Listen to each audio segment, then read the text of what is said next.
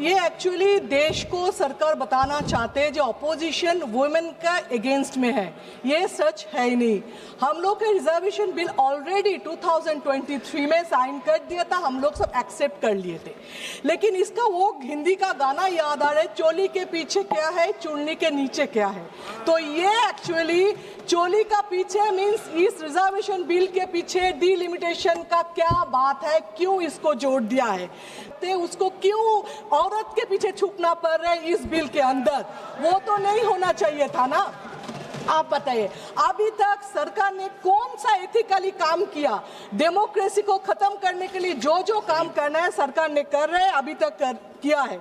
आप 543 MP उसमें 1/3 181, इतना हिम्मत है यहाँ पे जितना MPs बैठे हैं उनको पुरुष जितने हैं, आप बोलो उसको छोड़ दो और 181 लड़की को लाए तो सैक्रिफाइस समझ में आएगा। ये सैक्रिफाइस नहीं है, ये औरत को सामने रख के डील कर रहे हैं, इलेक्शन जीतने का फॉर्मूला कर रहे हैं। लेकिन आप, मेरा ये रिक्वेस्ट है सदन से, देश से, नारी शक्ति का बात मत करो। नारी को देवी बनाना, दुर्गा बनाना, काली बनाना मत करो। नारी को इंसान समझो, इंसानियत दिखाओ, उससे काफी है, इतना ऊपर रखने का कोई जरूरत है नहीं।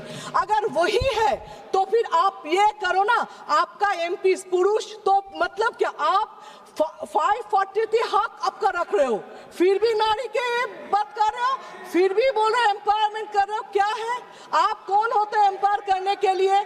आपके आधा MP तो रेप केस में है, आधा MP डाउरी केस में है, आधा MP तो इसमें फिर आपके मुंह से नारी शक्ति का बात शोभा नहीं देते। तो आपको किसी पे आरोप लगाना तो लिख करके पहले से देंगे। ठीक है सर, अब जो नाम है वो सिर्फ बता दीजिए लिस्ट पे। आप मुझे बताइए 2047 में क्या विकास होगा, उसका बात अभी आप कर रहे हो। 47 में यहाँ पे आधा लोग जिएंगे नहीं, लेकिन 2011 में जो सेंसस हुआ है उसका काम अभी तक चल रहा है। तो 2047 तो अगला जिंदगी देखेंगे। आप लोग का एक भी काम सही नहीं है, एक भी बात सच नहीं है। आप पॉपुलेशन का हिसाब से करें। मैं भी चाहती हूँ मेरा कॉन्स्टिट्यूंसी में और एक MP आए, लड़की आए, उसके साथ काम करेंगे, ये सच है।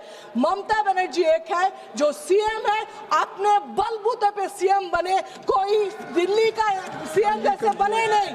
तो वो और 37% ऑलरेडी कोई लॉ का जरूरत नहीं हुआ, कोई अमेंडमेंट का जरूरत नहीं हुआ, कोई बिल का जरूरत नहीं हुआ, फिर भी हम लोग यहाँ पे हैं ममता बनर्जी की वजह से, क्योंकि वो बात नहीं करते, ड्रामा नहीं करते, सिर्फ करके दिखाते हैं जो बीजेपी वाला नहीं करके दिखाते, सिर्फ इलेक्शन जीतने का तरीका है। लेकिन फिर भी इस टाइम में सब कुछ छोड़ के, वार इतना इंपॉर्टेंट इशू था, तब भी आप ये सेशन नहीं किया, इतना इंपॉर्टेंट इशू में फिर भी अभी किया है। क्योंकि DMK हम लोग का आसाम को सब आना पड़ेगा, डिस्टर्ब होगा इलेक्शन का।